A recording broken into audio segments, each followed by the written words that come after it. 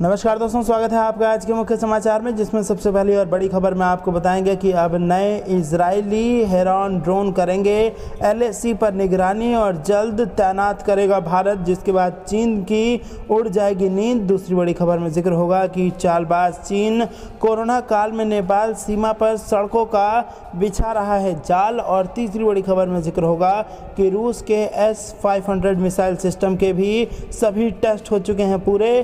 Putin के ऐलान से अमेरिका की बढ़ गई मुश्किलें। दोस्तों, हर एक खबर की गहराई में आपको ले जाएंगे, लेकिन उससे पहले अगर आपको भी देश की सेना और पीएम मोदी पर पूरा भरोसा है तो आप अभी इस वीडियो को लाइक कीजिए और इस लाल बटन को दबा के चैनल को फ्री में सब्सक्राइब करके घंटी बजाकर कमेंट में लिखिए जय हिंद। दोस्तों, रुक करते हैं तमाम बड़ी खबरों की तरफ। अब नए इजरायली हेरॉन ड्रोन करेंगे एलएसी पर निगरानी, जल्द तैनाती करेगा भारत। जी हां दोस्तों, भारतीय सेनाओं को चीन से लगने वाली सीमा पर निगरानी रखने में विशेष मदद मिलने वाली है। दरअसल जल्द ही इजरायल के हेरॉन ड्रोन भारत को मिल जाएंगे। इस ड्रोन के जरिए सेनाएं वास्तविक नियंत्रण रेखा और लद्दाख में और पैनी निगरानी कर पाएंगी। कोरोना महामारी की वजह से ड्रोन की डिलीवरी में देरी हुई है। सरकार के सूत्रों के मुताबिक सेना को 4 ड्रोन मिलेंगे। सूत्रों का कहना है कि अब जो ड्रोन मिलने वाले हैं वो पुराने वर्जन से एडवांस हैं। इनकी एंटी जैमिंग क्षमता पहले काफी बेहतर हुई है। इन नए ड्रोन की खरीदारी इमरजेंसी फंड के जरिए की गई है। केंद्र सरकार ने चीन से जारी विवाद के बीच 500 करोड़ रुपए का इमरजेंसी फंड जारी किया था। सूत्रों का यह भी कहना है कि कुछ अन्य छोटे ड्रोन भी अमेरिका से खरीदे जा रहे हैं।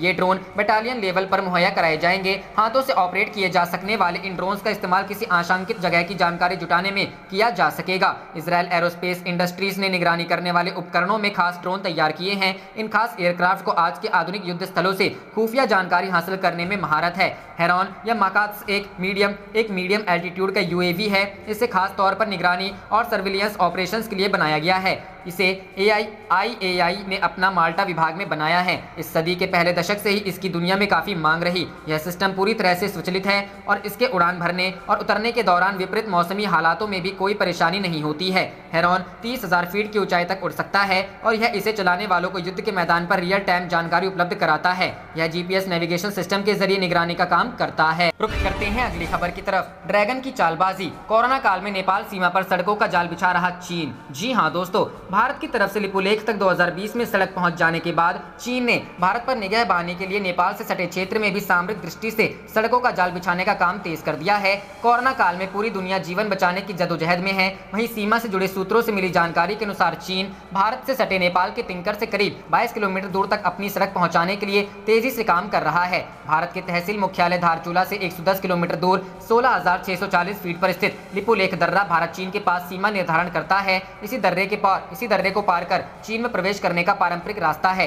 चीन सीमा से सटे भारत के व्यास वैली के गांव गरब्याग से नेपाल का तिंकर भी लगा हुआ है। नेपाल के उच्च हिमालय गांवों से तिंकर की दूरी करीब 16 किलोमीटर है। नेपाल चीन को विश्वास में लेकर इस क्षेत्र का प्रयोग भारत पर नजर रखने के लिए करना चाहता है। सुरक्षा से जुड़े सूत्रों ने बताया कि इसके लिए चीन ने कोरोना काल का इस्तेमाल नेपाल सीमा तक सड़कों का जाल बनाने के लिए किया है। वह भारी मशीनों की मदद से नेपाल से सटे उच्च हिमालय क्षेत्र तक सड़कों का जाल बिछा रहा है। रुख करते हैं अगली खबर की तरफ। रूस के S-500 मिसाइल सिस्टम के सभी टेस्ट पूरे। पुतिन के ऐलान से अमेरिका की बढ़ी मुश्किलें। जी हां दोस्तों, रूसी राष्ट्रपति व्लादिमीर पुतिन ने ऐलान किया है कि S-500 मिसाइल सिस्टम के सभी टेस्ट पूरे हो चुके हैं, जिसके बाद अब दुनिया के सबसे ज्यादा एडवांस माने जाने वाले इस सिस्टम को जल्द ही रूसी सेना में तैनात किया जाएगा। रूस का दावा है कि इस सिस्टम के अत्याधुनिक रडार से दुश्मनों के स्टील्थ लड़ाकू विमान भी बच नहीं पाएंगे। ऐसे में अमेरिका के लिए पुतिन का यह ऐलान चिंता बढ़ाने वाला हो सकता है। इतना ही नहीं, अमेरिका को यह भी डर है कि रूस आने वाले दिनों में उसके दुश्मन देशों को यह सिस्टम बेच सकता है। S-500 डिफेंस सिस्टम को प्रोम्टी भी कहा जाता है। S-300 और S-400 की तरह इस डिफेंस सिस्टम को रूस की सरकारी कंपनी अल्माज एनएटी कॉर्पोरेशन विकसित कर रहा है। रोसिया 24 टीवी चैनल के अनुसार पुतिन ने कहा कि रूसी एरोस्पेस फोर्सेस लगभग 70% एंटी एयरक्राफ्ट मिसाइल रेजिमेंट आधुनिक S-400 सिस्टम से लैस है। इसके बाद बचे हुए रेजिमेंट्स में S-500 मिसाइल सिस्टम तैनात किया जाएगा। इसके परीक्षण पहले ही सफलतापूर्वक पूरे किए जा चुके हैं।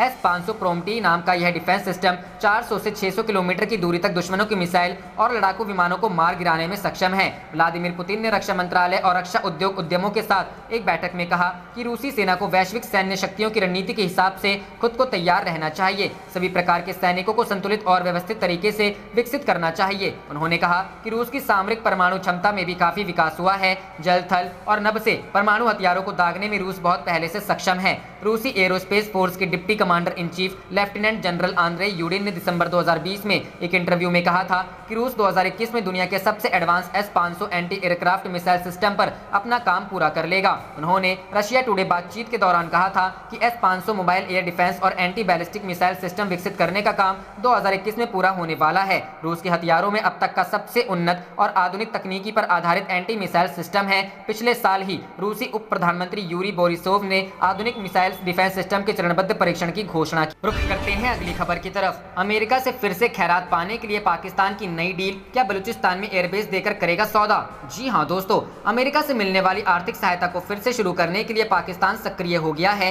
यह वही देश है जो 2 दिन पहले तक बलूचिस्तान में अमेरिकी एयरबेस बनाने को लेकर आंखें दिखा रहा था। इस बीच पाकिस्तान के नए राष्ट्रीय सुरक्षा सलाहकार मुईद यूसुफ अमेरिका के साथ संबंधों में महत्वपूर्ण बदलाव की मांग करते हुए अमेरिकी NSA जैक सुलिवान से जेनेवा में मुलाकात की है। द एक्सप्रेस ट्रिब्यून ने सूत्रों के हवाले से बताया है कि जहां तक अमेरिका के साथ रिश्तों की बात है तो पाकिस्तान अपने रुख में महत्वपूर्ण बदलाव कर रहा है। हालांकि इस बात की कोई गारंटी नहीं है कि अमेरिका पाकिस्तान को आर्थिक सहायता फिर से शुरू करेगा कि नहीं। अमेरिका के पूर्व राष्ट्रपति डोनाल्ड ट्रंप ने जनवरी 2018 में यह कहते हुए पाकिस्तान के साथ सभी सुरक्षा सहयोग निलंबित कर दिए थे कि वह आतंकवाद के खिलाफ इस्लामाबाद के सहयोग और लड़ाई में उसकी भूमिका से संतुष्ट नहीं है। यह पूरी कवायद पाकिस्तानी प्रधानमंत्री इमरान खान की पहल पर शुरू की गई है। उन्होंने कुछ महीने पहले राष्ट्रपति जो बाइडेन के प्रशासन के तहत अमेरिका के साथ संबंधों पर नई रणनीति बनाने के लिए मार्च में एक शीर्ष समिति का गठन किया था। बहरहाल अभी यह स्पष्ट नहीं है कि बाइडेन प्रशासन अपनी रणनीतिक प्राथमिकताओं और भारत के साथ करीबी संबंधों को देखते हुए इस रूपरेखा को मंजूर करता है या नहीं। साथ ही पाकिस्तान और चीन के बीच करीबी संबंध भी अमेरिका को पाकिस्तान के साथ सहयोग बढ़ाने से रोक सकता है। रुख करते हैं अगली खबर की तरफ। रेल मंत्री पीयूष गोयल का बयान, कोविड के खिलाफ लड़ाई में भारतीय रेलवे के योगदान को हमेशा याद रखा जाएगा। जी हां दोस्तों, रेल मंत्री पीयूष गोयल से बुधवार को कहा कि कोविड-19 महामारी के खिलाफ लड़ाई में योगदान के लिए रेलवे के योगदान को इतिहास हमेशा याद रखेगा। पीयूष गोयल ने क्षेत्रीय रेलवे के अधिकारियों के साथ समीक्षा बैठक में यह बात कही। उन्होंने इस दौरान रेल कर्मचारियों की आपूर्ति श्रृंखला बनाए रखने तथा पिछली उपलब्धियों को पीछे छोड़ने के लिए सराहना की। मंत्रालय ने गोयल के हवाले से कहा, कोविड-19 महामारी के खिलाफ लड़ाई में योगदान के लिए रेलवे के योगदान को इतिहास हमेशा याद रखेगा। राष्ट्रीय आपूर्ति श्रृंखला बनाए रखते हुए इसने यह सुनिश्चित किया है कि प्रगति का पहिया तेज गति से आगे बढ़े। गोयल ने रेलवे के वरिष्ठ अधिकारियों के साथ क्षेत्रीय एवं मंडल रेलवे के परिचालन प्रदर्शन की समीक्षा की। उन्होंने कहा कि पिछले 14 महीने में रेलवे ने कर्तव्यपरायणता और क्षमता का प्रदर्शन किया है और इस समय में मजबूती से खड़ी रही। उन्होंने अधिकारियों से बजट में मंत्रालय को पूंजीगत आवंटन का पूरा उपयोग करने तथा आधारभूत संरचना का कार्य पूरा करने का निर्देश दिया ताकि कोविड के चुनौतीपूर्ण समय में रोजगार सृजन हो। रेल मंत्रालय के बयान के अनुसार भारतीय रेलवे सभी बाधाओं को पार करते हुए तथा नए समाधान निकालकर देश के विभिन्न राज्यों में तरल मेडिकल ऑक्सीजन पहुंचाना जारी रखे हुए हैं। भारतीय रेलवे द्वारा अभी तक देश के विभिन्न राज्यों में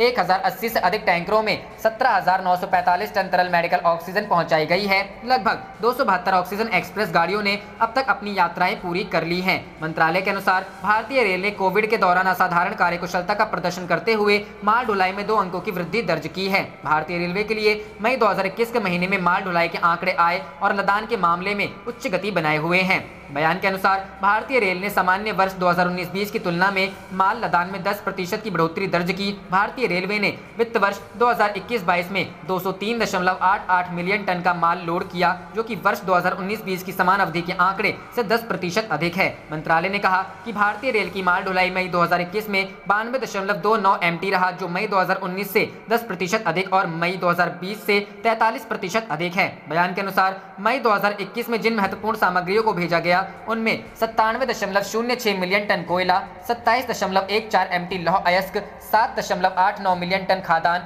5.34 मिलियन टन उर्वरक, 6.09 मिलियन टन खनिज तेल, 11.11 मिलियन टन सीमेंट धातु के तलछट को छोड़कर तथा 8.2 मिलियन टन धातु के तलछट शामिल हैं। मंत्रालय के अनुसार मई 2021 में भारतीय रेल ने माल ढुलाई से 9,278.95 रुपए की आय अर्जित की। मंत्रालय ने कहा कि भारतीय रेल ने कोविड-19 का उपयोग अवसर के रूप में किया है ताकि दक्षता और प्रदर्शन में चौतरफा सुधार। रुख करते हैं अगली खबर की तरफ। कोरोना को लेकर अमेरिका ने चीन को लताड़ा, कहा चीन का सच सामने आना जरूरी। जी हां दोस्तों, अमेरिका के महामारी विशेषज्ञ और विश्व विख्यात डॉक्टर एंथनी फाउची ने भी मजबूती से कोरोना वायरस की उत्पत्ति को लेकर जांच की मांग की है। डॉक्टर एंथनी फाउची ने कहा है कि हम काफी मजबूती के साथ महसूस कर रहे हैं, हमें जांच की दिशा में आगे बढ़ना चाहिए और WHO जो जांच कर रहा है उसे नेक्स्ट लेवल ले जाना चाहिए, क्योंकि हम 100% नहीं जानते हैं कि कोरोना वायरस का जन्म कैसे हुआ है। ऐसे में ये जरूरी हो जाता है कि हम इसकी तरफ देखें और निष्पक्ष जांच करें। वहीं वॉल स्ट्रीट जर्नल की रिपोर्ट के मुताबिक वुहान इंस्टीट्यूट ऑफ वायरोलॉजी के 3 रिसर्चर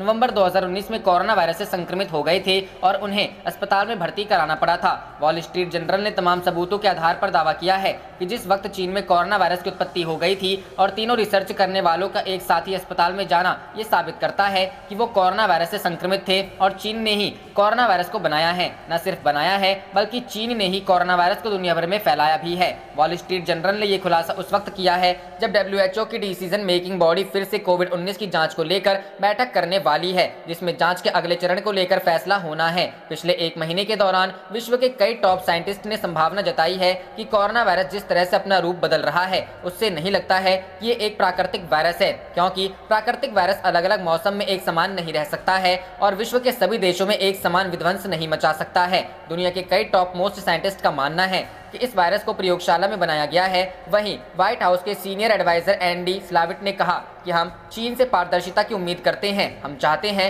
WHO इसमें सहयोग करे। हम कोरोना वायरस की उत्पत्ति की आखिर सच्चाई तक पहुंचना चाहते हैं, चाहे इसके पीछे कोई भी वजह हो, और कोरोना वायरस की उत्पत्ति को जानना हमारी सबसे बड़ी प्राथमिकता है। अमेरिका ने एक बार फिर से कोरोना वायरस को लेकर चीन के खिलाफ जांच की मांग की है। पिछले कुछ हफ्तों में सामने आई कई रिपोर्ट में कहा गया है कि चीन की प्रयोगशाला में ही कोरोना वायरस को बनाया गया है और अमेरिका के टॉप वैज्ञानिकों ने WHO से साफ कहा है कि वो चीन के खिलाफ पारदर्शी तरीके से निष्पक्ष जांच को अंजाम दे। व्हाइट हाउस के वैज्ञानिकों ने कहा है कि कोरोना वायरस की उत्पत्ति का पता लगाना बेहद जरूरी है। रुख करते हैं अगली खबर की तरफ। 7 समंदर पार इंडियन आर्मी के लिए क्यों बज रही है तालियां, जानिए ऐसा क्या किया भारतीय सेना ने। जी हां दोस्तों, कांगो के गोमा में इन दिनों माउंट न्यारागोंगो ज्वालामुखी में ब्लास्ट हो गया है। रविवार को हुए इस ब्लास्ट के बाद ज्वालामुखी लगातार खतरा बना हुआ है। कांगो में इस ज्वालामुखी में ब्लास्ट के बाद से इंडियन आर्मी फिर से एक्शन में आ गई है। आप सोच रहे होंगे कि भला देश की सीमाओं से बाहर निकलकर दूसरे देश में इंडियन आर्मी क्यों मदद के लिए आगे आई है। दरअसल सेना United Nations peace keeping mission के तहत कांगो में तैनात है।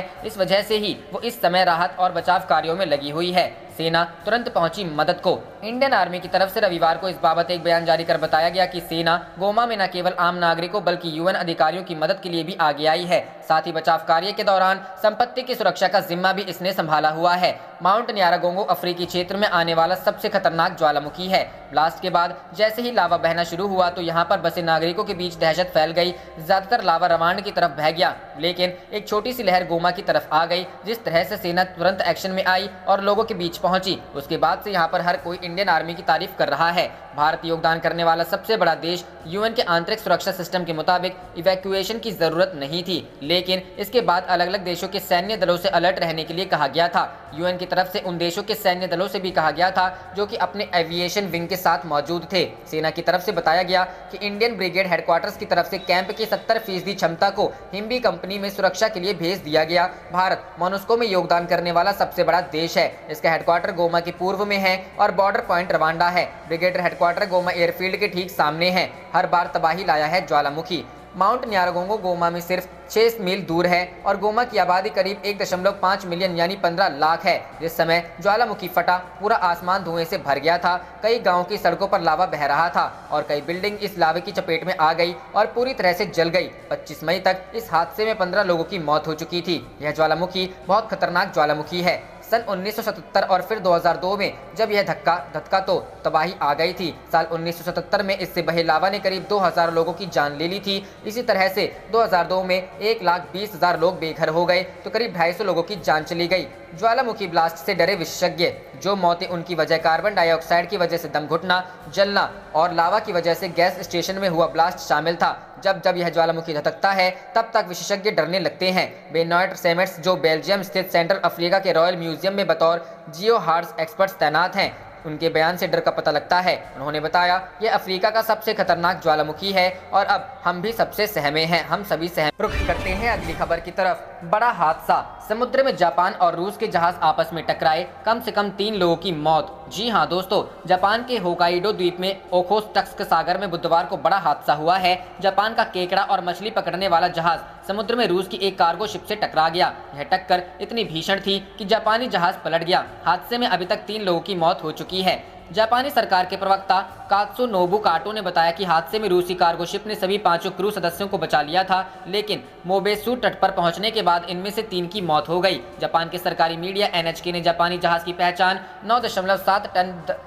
9.7 टन दाइहाची होकोमारू के रूप में की है, जबकि रूस की शिप 662 टन अमूर है। यह हादसा बुधवार सुबह करीब 6 बजे हुआ था। मोबेसु के उत्तर में करीब 20 किलोमीटर की दूरी पर यह जहाज टकरा गए।